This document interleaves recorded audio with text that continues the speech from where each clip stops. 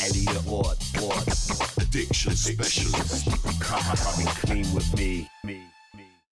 Hello and welcome to Coming Clean with Me. My name is Elliott Wald, addiction specialist, and here in the studio with me today is Tal Booker.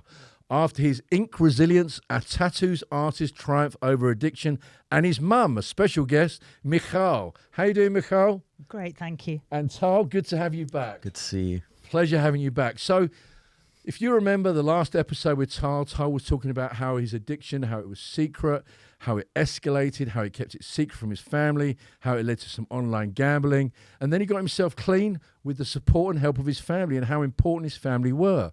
So I thought it would be a really interesting angle to have his mum and Tal in the studio today to get it from a family's perspective. So thank you both for coming here today. So let's kick off, right? How are you doing, Tal, today? Yeah, good, thank you. Yes, Yeah, all life's good? good. Yeah, Life's good, being clean. absolutely. You waking up early in the morning? Always. That's the thing, isn't it? All of a sudden you wake up in the morning and life feels good. Mm-hmm. Like your body clock's accustomed and you're going to sleep at a reasonable time and things are good. You're enjoying life. Yeah, Present, being present. as much as I can be. As much Yeah. as you can be. So, Michal, just tell me, what was the first thing you noticed that told you that there was something not quite right? I think there was something that wasn't quite right for quite a long time, and I think it was withdrawal, not wanting to socialise with the family, always making excuses for not being part of any family functions that we did. But I was very naive and I didn't really think that it would be what it transpired to be. I just thought it was, an age thing and just personality, just wanting to withdraw a little bit. Right. Because I know personally, because I've known you since school, pulling in all the credits and favours, here I am. Mm-hmm. You're a very tight-knit family. You're a very, very close family. Like, if I was to look up to a family that I think have a very tight bonds, your family is like certainly way up there at the top of the list. Yes. So that must have been quite heart-wrenching when you realised what the problem was. Yes, it was a huge shock. And it came as a really, really big surprise. But I think that alongside of that, there was some kind of relief, because at least there was something to kind of explain why Tal was behaving in the way that he was. And it allowed me to start being able to put in place measures that would help him. Up until that point, it was very difficult to know what the problem was. We could speculate on a lot of different things. Right. When I got the phone call from Tal, which was a very distressed call, and immediately I reassured him that whatever the problem was, we would deal with it and he just has to come home. There was a sense of relief, although there was huge fear, but at least now I could step into my role and, try and help him the best way possible to address the problem. I understand. Tell me about that phone call to your mum. How did that come about? What made you make that phone call to your mum? Pure desperation.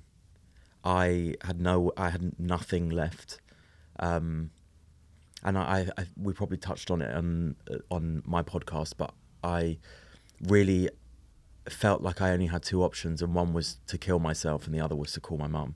Yeah. Because just as a recap, your escalation of usage had got to how frequently? Every day, multiple times a day. But not only was it using drugs, it was gambling. Yes. Drinking, smoking weed, doing coke, like everything I You were possibly full in. Yeah. I was full in, whilst trying to maintain a job, whilst trying to maintain a relationship. It was all just too much, and I felt like I had nowhere left to go. So you reached this real below the bottom basement. So you kind of went to the floor, then went beneath the floor. Yeah. And you reached a moment where you reached out to your mum, made the phone call. What is it you said? I actually don't know if I remember fully, but it wasn't the whole truth. Okay. I think I started to drip feed some information. I think it started with the gambling addiction, from what I remember, and it was only until I was a couple of weeks into treatment that the drug addiction came out. I see. Did you think saying to your mum, "I've got a gambling addiction," would be less of a blow to her than saying, "I've got a drug problem"? No, I think I actually just wanted to keep the drug addiction. Oh, I think I wanted to keep it to myself so that I wouldn't have to give it up. But if I gave her the gambling addiction, that would explain a lot of the behaviour and the... Got her off your back. Yeah, it got her off my back. It took some of the pressure off me, and it meant that I could keep the drug addiction to the side and dip into it when I wanted to. That's interesting. Really. So, Michal, so as far as you knew at the beginning, it was a gambling addiction. I'm not saying it's only a gambling addiction and one's worse or better. That's not what I meant. But somehow in society, perhaps a gambling addiction isn't as looked at as badly. I don't know. Maybe that's why he thought that, although he wanted to keep it. So when he told you that, how did you feel? Well, when I looked for rehab for him, I actually presented Tal as a gambling, as an addict with a gambling problem. It was online gambling, if I remember. That's right. Yeah. So that's how I presented him to the rehab centre. Mm-hmm. And very soon after he went in, it was like they said to me, like, he's a drug addict. Oh, they told you? Well, not in that way. Not directly. No, I it understand. became, much more It started. obvious. They started opening up Pandora's box. Yes, exactly. But initially, it was a gambling addiction. And interestingly, you are right there. It does sound a little bit easier on the palate in our society, in our community, to say, my son's a gambler. Yeah. Because a lot of people are. Maybe they are just not in trouble gambling, but they, partake online in bets and whatever. So, yes, that's how I first found out about the gambling. I pick up on what you say. I think definitely, because if you think about going to the corner shop, you can buy scratch cards. You can put £1 or £5 or I was in the corner shop the other day, and there was someone doing £50 on the lottery, and I stood there thinking. And she was doing all the same numbers every week. And I'm thinking, wow, if you miss a week, you're going to be like, oh, my gosh. Mm-hmm. So it is a bit more acceptable, yes, right? It is a little bit more. So it was so it's almost a double blow to you in the nicest possible way that, yes, it's great your son has told you there's a problem, Mum, I need help, that he's able to have that relationship with you, that he could do that. That's a lovely thing, because I see a lot of people who cannot do that. So that was the biggest gift he gave me that day, was the trust. I've always tried to instill in our family that there's no problem we can't deal with. You just have to come home. That's what I always say. Just come home. And I mean it metaphorically, but I mean it as come home back to your family, and we will always support you. So when he called me, I said, just come home. And he actually, I don't know what I said exactly, because I was obviously in quite a frantic state, but I couldn't get hold of him. I was at work, and he actually went to my home where he was with my husband, but I couldn't get hold of him. Okay. And when I came in and I saw him there, I was hugely relieved, because in that time I thought maybe he didn't believe me and he took the other option. And I saw him, and I know that he felt a lot of love in that moment. And although he didn't tell the full truth for quite a little while, there was a safety there, I believe, that meant that, we could deal with this somehow. Sure. We didn't know the extent at the time, and it was quite a big problem. Well, a big problem. Yeah. And bigger than, and it became bigger and bigger as the days went. Exponentially expanded. Yes. But there was no panic. And there was no drama, and there was no, why me? Why did you do this to me? There was no blame. No. I believe that the initial reaction, I believe, was the reaction that Tal hopefully expected when he made that call, and then received. Yeah. And that was the beginning and the foundation, hopefully, if I'm correct, to his, to his recovery, really, to his want to get better. Yeah. I think that's an admirable way to respond, because I think many people will get angry at their child and be like, why have you done this? What are you doing? You've had a good life. What's going on? But you kind of opened up and embraced and went, okay, you've shared this with me. What can I do to help you? I believe so, yes. And interestingly, without even knowing, I must have had an inclination that there is, I knew that he smoked weed, and I knew, you know, those kind of things. And I gathered that clubbing and other things and places, other things happen. And I reached out to somebody on Facebook that said that, you know, he was an ex-addict. And I reached out to him weeks before that. Just Mother's intuition. Yeah, just as an instinct. It's always been something that's interested me with sons and daughters, etc. So already I was kind of prepared for something. Yeah. Tal, how did that make you feel when your mum responded in that way? It's interesting because I actually haven't thought about the whole scenario for quite a few years. So it kind of the conversation has like taken me back a bit. I don't know. It's kind of hard to say. I think that I think as much as I was scared to have the conversation, I don't think I was expecting anything different. Although the most difficult part for me was acknowledging that I had an issue. So it wasn't. I don't think there was much fear around the reaction. It was more acknowledging it for myself. Yeah.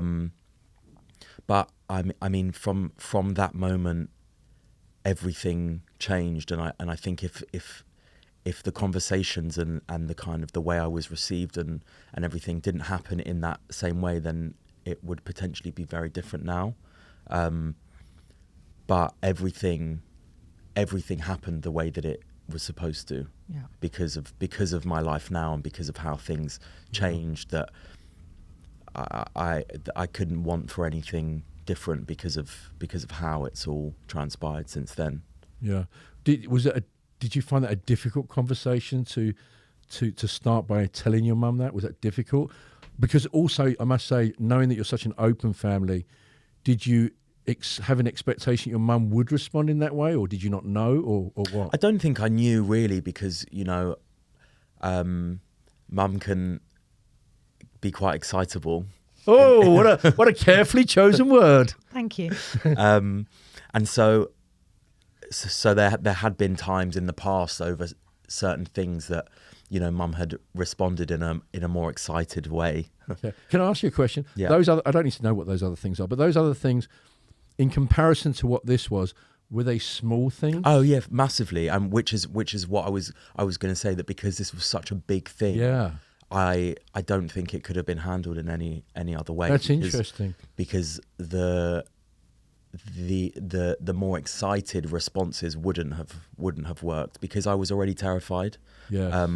And it had already taken me so much time for me to release that information, that any wrong word, any wrong phrase or reaction would have just sent me running. Yeah. And I was giving up my secrets at that point, and they were mine, and they, you know, amongst everything else in life that I didn't have to myself, I held those quite sacredly. Yeah.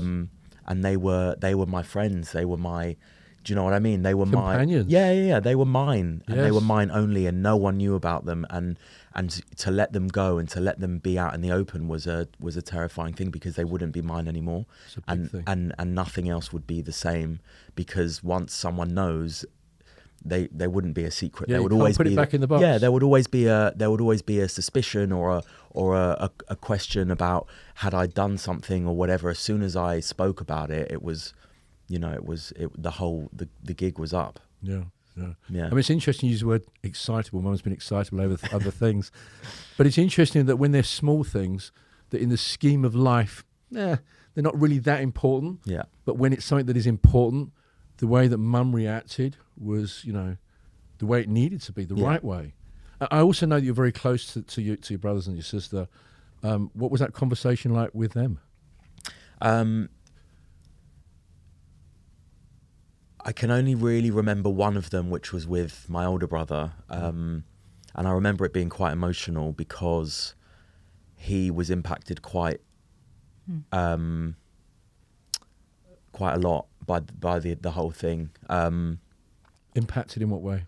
He was probably just as scared as I was, because he didn't really know, but he knew something, and he couldn't quite put his finger on it, but he had a suspicion, and we lived together. Yes. And so he saw me retreat over a number of years, and to the point where he'd check on me in the night or in the morning to check that I was still alive or still breathing or whatever. And so when it all came out, I think he was massively relieved, but he was also scared, and he was also sad and disappointed, and he was all of the emotions. Yeah, it's all of a sudden, it's like this emotional thing that's suddenly been let out, that, as you say, there's a relief from knowing what it is, so that finally we can solve it. Yeah. There's also, oh my gosh, my brother, my sister, my son, he's in this situation. What can I do? Yeah. And both my brothers had actually asked me outright a number of times before I let go of the secrets, whether I was using drugs. Because they're clued up. Yeah, right? because, like we are. Yeah, I mean, they found baggies in my room, and I always had an excuse as to when they were from, and like an addict does, I had bundles of empty baggies for no reason whatsoever. And so they had found them. I'd come home one evening and I'd found them searching my room. And I'd always had excuses as to why I didn't have any money, or why I was so tired all the time, or why I went to bed so early, or was up so late, or whatever it was. And so when they asked me outright, I didn't tell them, but they knew, but they couldn't do anything like most people in the same situation as them until you're given the answers. What are you expected to do? You can't do anything until they say those words. Yeah. Who did you tell first? I think it was Mum. Okay. Yeah. And after Tal's told you this, and you've responded in a way that's kind of like, you're my son, I love you, we're going to fix this, I'm glad you've told me. What was your conversation like with the rest of the family once he's told you?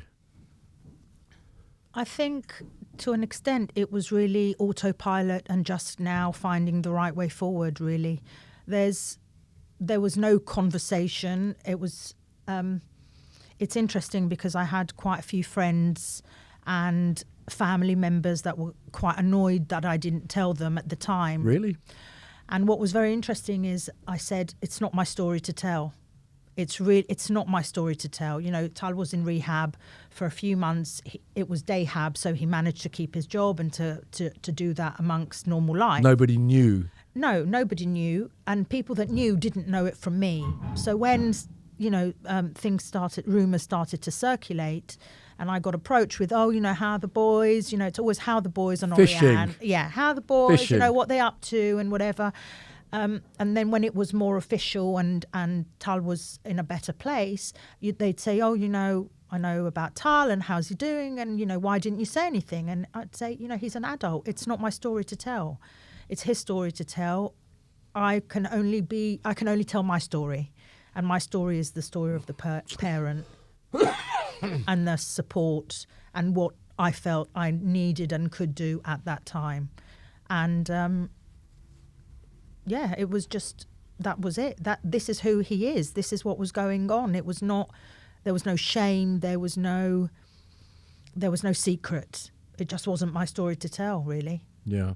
And then you've thought he's approached you as his online gambling problem. You've got him into rehab to get help. You've approached rehab with the mindset that it's an online gambling, because that's what you've known.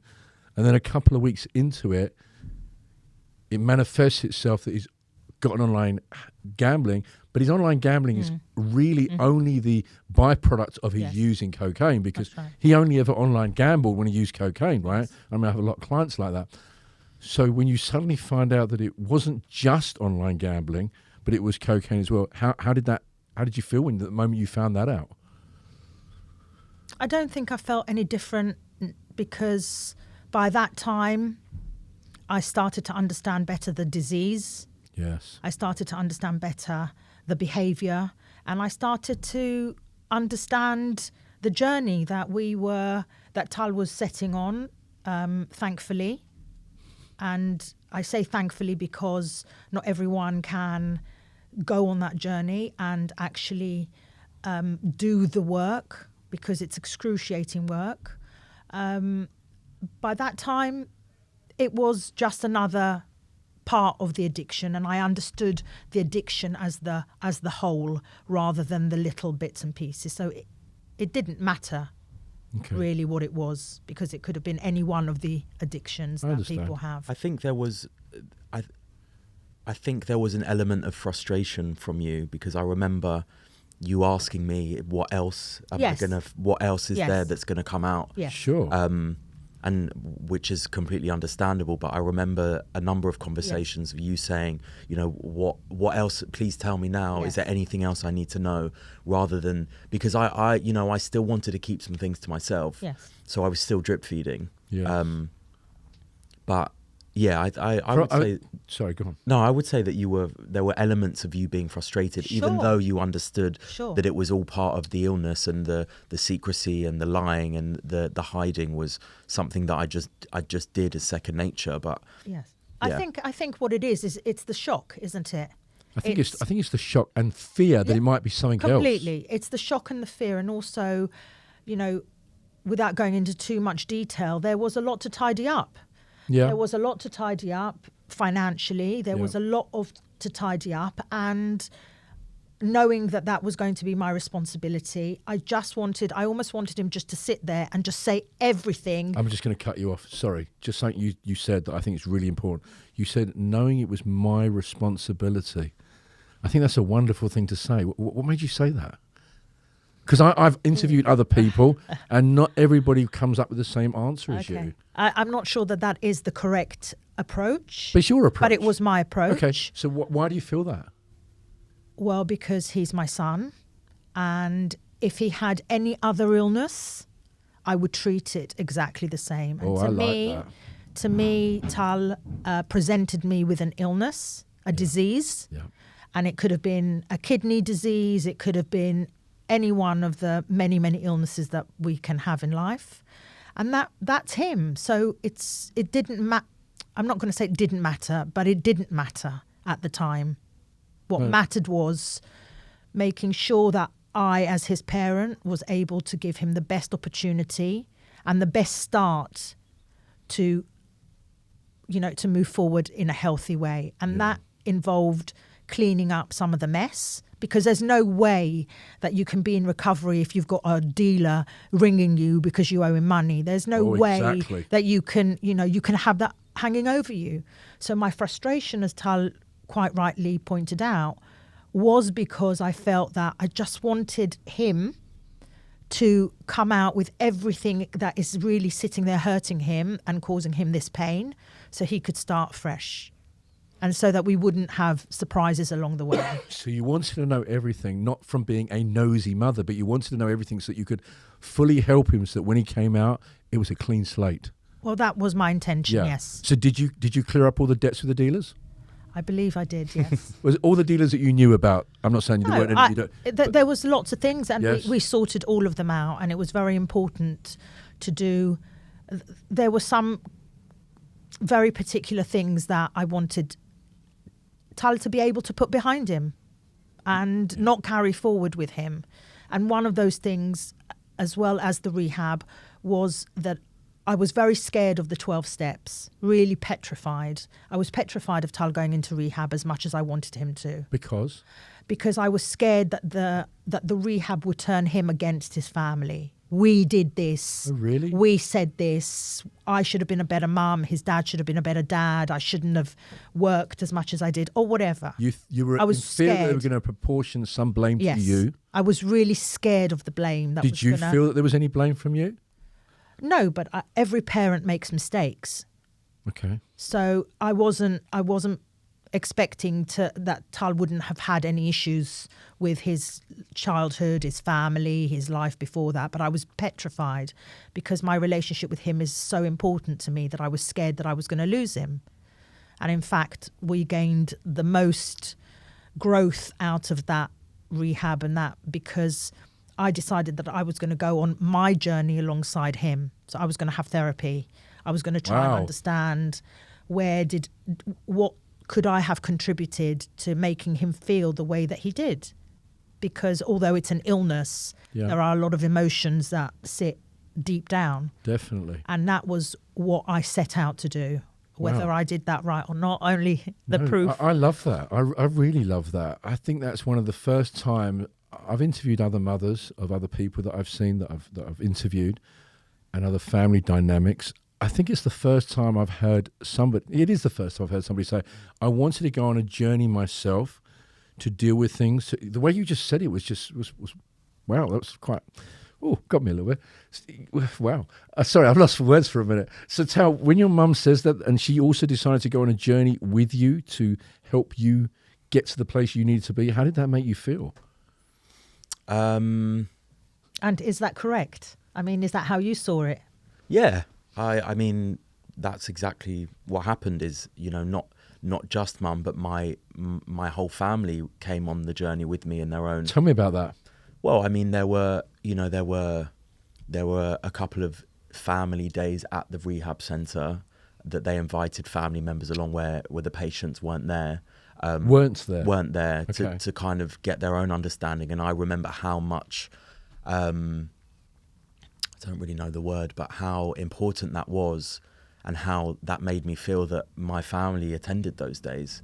They were there for you. They were there, and they wanted to understand, and they it wasn't just, oh, Tal's got this issue, off you go, deal with it. It was everyone looking at their part, because as we know, it's a family illness, and there are many different ways that it manifests and different reasons as to why. And it's, it's not about me saying I'm this way because of anyone else, but there are things that happen throughout our lives that all impact each other, and everyone came on that journey with me. And it's one of the reasons why I feel I have seen success in recovery, because it was not just about me. Mum made a real point of trying to understand the language and the kind of ways that, we spoke about things, and understanding the different terminologies that we use, and, things like the feedback loop and different things that of the way that we speak in treatment, and how important that was to kind of implement that outside of it, because, the work doesn't stop when you step out the doors of the rehab. If anything, that's where it starts, because you're not in the safe space anymore. Exactly. So that was massive. Did you have to do a cost and consequences when you were in there? So the cost of what it's cost you and the consequences that it's led to when you're in I don't think specifically that, but that, that's built into the steps. Okay. When you're doing your step one, and you're kind of looking at the damage that you've caused, and what you've lost, and all of those things. And for me, the step one was the most important step, because it was the first time that I saw in black and white the things that I had done, and I had caused, things that I'd lost. Was there guilt from that? Yeah, at the beginning there was a lot of guilt, and I love the way you said at the beginning. Yeah. Which leads me to think that you moved through that. yeah, at the beginning there was massive guilt, but now I don't feel the guilt, because I look back and I see how unwell I was, and I wasn't making those decisions. It wasn't me, although it was me, obviously. No, I It understand wasn't me what you making mean. those decisions. It was a very, very sick person. Yes. And again, having worked through the steps, and making peace with a lot of the things that I've done, and saying sorry to the people that I've hurt, and all of that work means that I don't carry that guilt anymore, because a lot of the pain is caused by the shame and the guilt. Yes, for sure. For sure. And I think one of the things is if somebody doesn't address that pain and that guilt, that's what leads them to, not the only thing, but that's one of the things that leads them Definitely. to relapse in the future. Definitely. For sure. Yeah. Definitely. I want to ask you, Michal, one of the reasons that I started to do this podcast and started to do the TikTok and the social media is to help other people who are in a situation, perhaps it's the person who has the addiction themselves, but also people who have a loved one, a son, a mother, a brother, a cousin, an uncle, an aunt. It doesn't matter, right? And you were incredibly supportive. That's very clear. But I just want to get to the depths of some of those dark moments that you had, because there must have been some dark moments that you can share, that then other mothers, brothers, sisters, husbands, etc., can go, okay, I'm also feeling this, and so this is normal because this lady felt this, and she had her son there, and look where they are now, which is a shining light. What were some of those dark moments for you? What were some of those frustrations? Firstly, I guess there was huge guilt that I felt that I hadn't noticed, and I hadn't helped Tal earlier than when he came to me. So that was the first thing. It was like, how did I not know? How did I not know that my son's an addict? See how your tone of voice changed? And it changes every time I say it, and I still feel the same about it. How did I not know? Really? I don't berate myself about it, but I still am shocked at my naivety, let's put it that way. Okay. I thought I was quite, with it, and I just didn't know. And so that was a huge frustration. Obviously, along the way, there was a lot of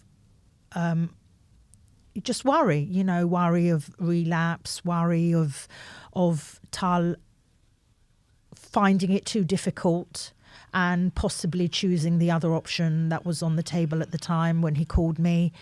For a while, it was difficult to trust and have faith that he was going to get well. And what happens is, obviously, in the rehab, there are many people, and you have the family support group, and people tell stories about their loved ones and previous, some people are in their third and fourth time or however many. I didn't want to be one of those parents. I wanted to wholeheartedly believe that Tal could get better and have, obviously, the life that he wants. I could have never envisaged him having the life that he has now. So I'm hugely in awe of it. But I was scared. All along, I was scared that maybe we weren't going to be so fortunate. I had to dig deep, really, really, really deep. The nights when he went home after the sessions. So initially, when he first called, my initial instinct was to send to I say it like he had no control, but actually at the time to send him to a rehab for 30 days, a closed rehab. Yeah. And then I felt like, how will he know how much we love him if he's going to be in a centre that I can't... I've shoved him away. This is what you're afraid of. I've shoved him away because I love him. But does he think I've shoved him away because I don't love him? Yes. How will he know how much we love him? So the day hab was the perfect resolution. Yes. So Tal would come over most nights after. I'd make him dinner. We'd sit and we'd talk about, as much as he wanted to, what he'd learned, what he'd spoken about.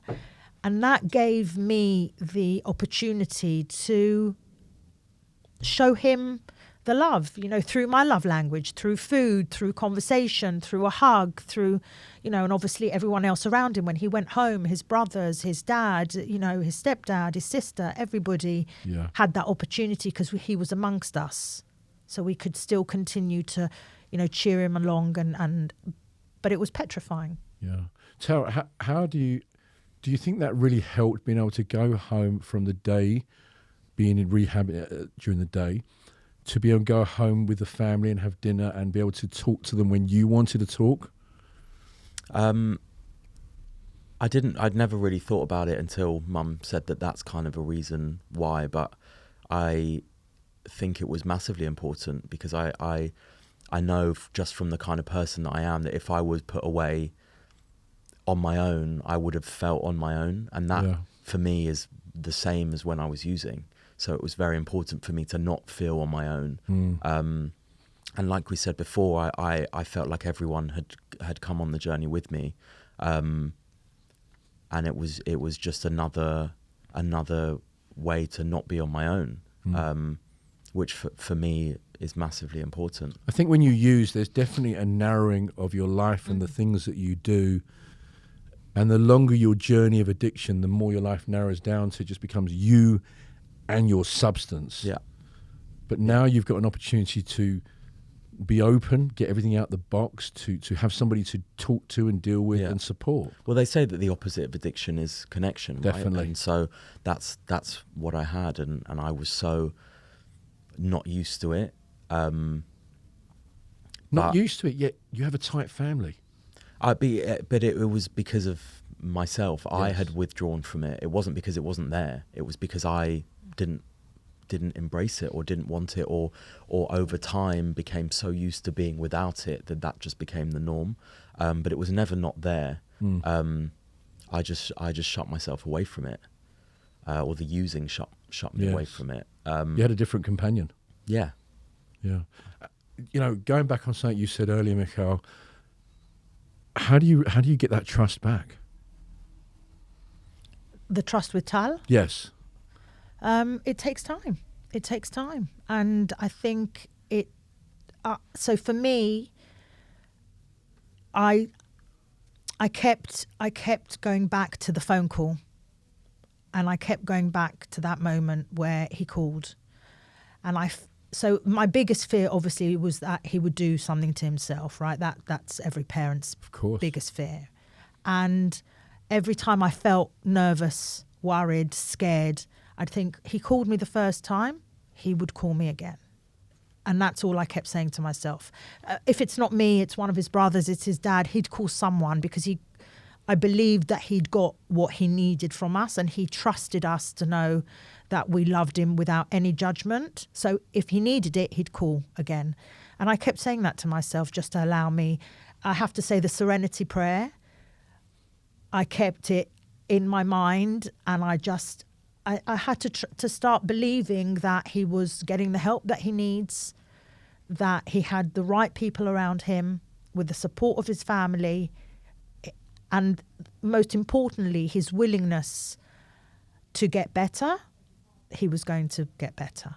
And that's what I kept telling myself. Yeah. You know, that's what I kept telling myself. And it helped me. Yeah. Tal, just to ask you, if somebody's listening to this and they have an addiction themselves and they're looking for help, I'm not talking about where to go for help right now, and they're thinking, should I be able to tell my mum? Should I be able to tell my brother, my sister, my dad, my mother, my cousin, blah, blah, blah. But I'm scared to. I'm scared of their reaction. What would you say to them?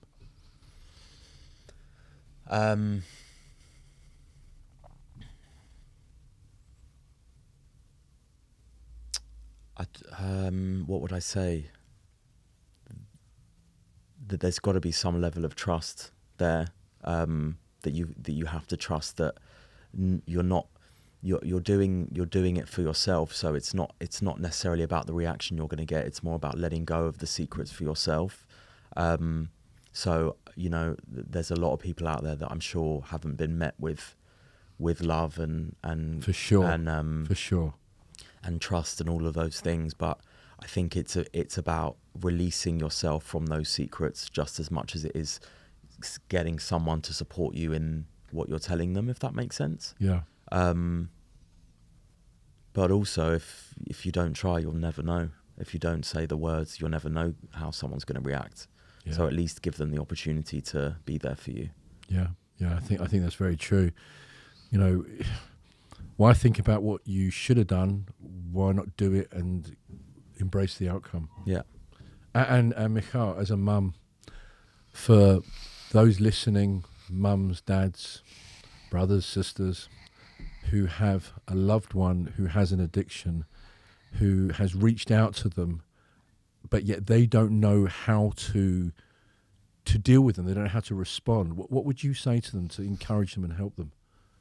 So obviously this is all from my own experience. That's what we're talking about. And my perspective, but I think meet them with love. First and foremost, look at them as the person that you love, that is your family member, and love them for who they are, not for what it is that they've done. We all do things that we're not proud of. And just meet them with love in the first instance. Let them feel the trust. Let them almost be reminded that away from the addict, they are still your son or your daughter or your husband or your family, whatever family member, that's not entirely who they are. They're not just an addict that's come to you with something you don't want to hear. You know, none of us want to hear that, but that's not the whole person. Yeah. And it was interesting, a year into Tal's recovery, I saw this neon picture frame thing randomly on a website, and it said, "Love wins." And I bought it for him on his first anniversary or thereabouts, because it felt very, very strong to me. That really and truly, if we can approach things with love and all the words that actually go with it, there is a good chance that your loved one will respond in the same way back. Yeah. I mean, Tal's is a wonderful story. And to go through that treatment and to come out clean. I mean, just for the people who are listening now, how long have you been clean for? Over 4.5 years. Well, hats off. But what I'm going to say is there are some people who are going to be listening whose loved one has gone through addiction, who have tried to get some help, but have relapsed again. What would you say to those loved ones then? I would say we just take a day at a time. We just take a day at a time. Some days, you know, it's just one foot in front of the other. And I think that how I look at it is that it's no different for anybody with any challenges. Life is difficult. If you're an addict, if you are struggling with your mental health, in general, life is difficult. Not to put too much pressure. Yes, you know, there's always a chance of a relapse. But if that day comes and there is a relapse, then you pick up and you start again. And you work at, you know, whatever it is that you want to work at. But we just put one foot in front of the other, and that is all we can do. All of us. Yeah. I think you must close your eyes at night. I mean, I hope you close your eyes at night and think to yourself, thank God I brought him up in a loving, family, tight unit that he was able to come to me. I think I'd be very arrogant if that's what I thought. That would be something that I would prefer Tal to feel if that's how he feels.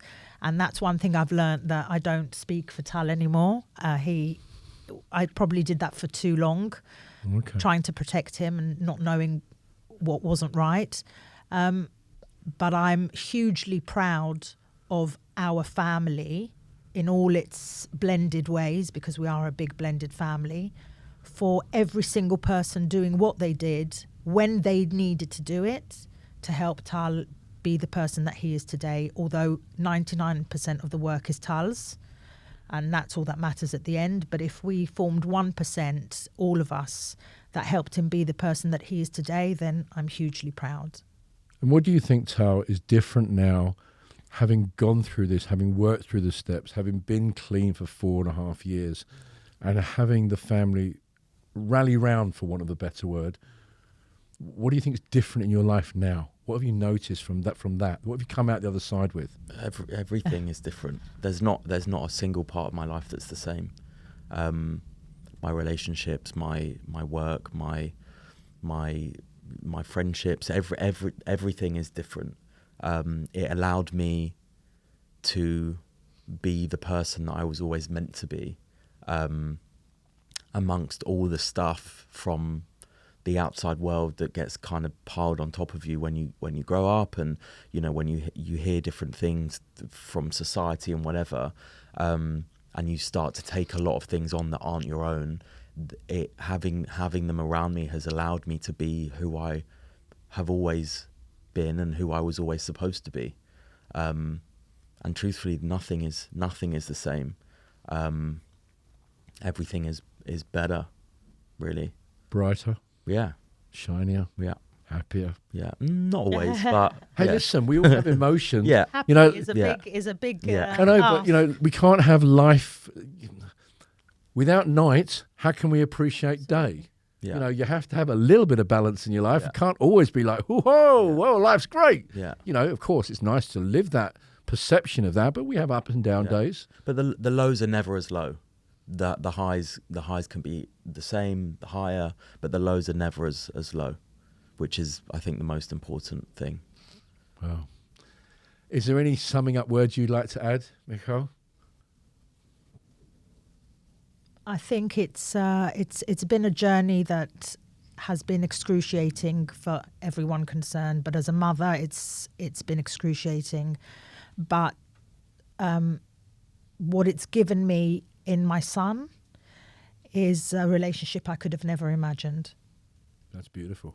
I could have never imagined. So there is something about it that, whilst no one ever wants it to land on their doorstep, and I hope I never ever encounter that again, there is something hugely liberating about the relationship now, and something hugely special, because it's wonderful to see my son being the person that he was always intended to be and wasn't able to.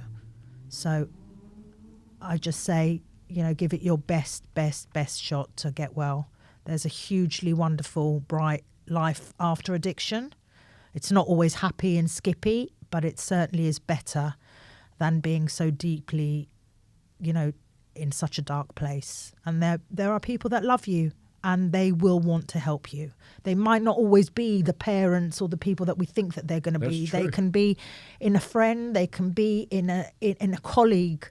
That's true. But there's always someone that is willing to listen and help you if you reach out. Yeah. Listen, Michal, thank you so much for coming Coming Clean with me and sharing your experience and knowledge. Tal, it's a pleasure coming clean with me. Really appreciate both your time. Thanks for having us. I hope it inspires and helps somebody else or a loved one who's also going through that.